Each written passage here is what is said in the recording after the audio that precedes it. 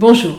Alors je vous propose que nous commencions toute une série sur le prophétique et donc au fur et à mesure des capsules, nous allons nous plonger au cœur du prophétique et si vous avez des questions, n'hésitez pas à les poser ci-dessous et je ne manquerai pas d'y répondre plus après au travers d'une capsule ou directement sur YouTube. Alors, je vais d'abord commencer par parler de ce qu'un prophète n'est pas. Parce que pour savoir ce qu'un prophète est, il faut déjà savoir ce qu'un prophète n'est pas. Alors, à l'heure d'aujourd'hui, il y a beaucoup de personnes qui prophétisent et qui se revendiquent d'être comme les prophètes de l'Ancien Testament. Alors, les hommes et les femmes donc s'identifient aux prophètes de l'Ancienne Alliance et disent n'écouter que les instructions de Dieu et non des hommes. Et ainsi, cela leur permet de ne se soumettre à personne.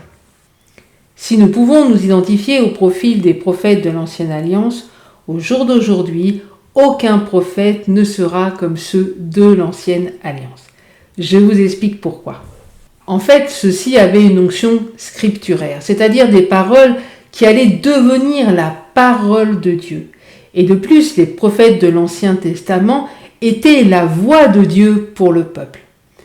Cependant, depuis que Jésus a donné sa vie à la croix, l'accès à Dieu est ouvert à toutes et à tous, et nous pouvons recevoir nous-mêmes une parole de Dieu. Pourtant, les prophètes existent toujours, mais maintenant ils font partie du corps de Christ. Ceux-ci doivent œuvrer pour le corps, pour la construction de celui-ci, pour l'exhortation et la consolation de celui-ci. Et faire partie d'un corps veut dire qu'on va se soumettre les uns aux autres. On retrouve ça dans Éphésiens chapitre 5, verset 21. Aujourd'hui, trop d'enfants de Dieu se targuent d'un ministère prophétique, mais au lieu d'œuvrer pour le corps, ils font l'inverse. Comme Jacques et Jean, ils sont prêts, si on ne les accueille pas, à demander au feu de descendre du ciel.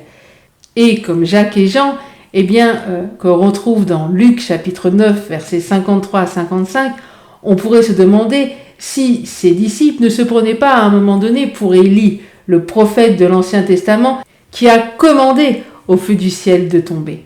Et ce qui est important, c'est de se rappeler ce que Jésus a dit à ses fils du tonnerre, Jacques et Jean.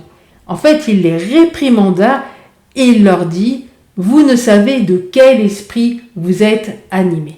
Donc quand nous nous prenons pour des prophètes de l'Ancien Testament et que nous sommes prêts à demander au feu du ciel de descendre sur ceux qui ne nous écoutent pas ou sur nos ennemis, demandons-nous de quel esprit nous sommes animés. Voilà, je m'arrête là pour aujourd'hui et la prochaine fois, je parlerai des écoles de prophètes. Alors n'hésitez pas à poser vos questions et je vous dis à très bientôt. Que Dieu vous bénisse abondamment et que l'onction prophétique repose sur chacun d'entre vous.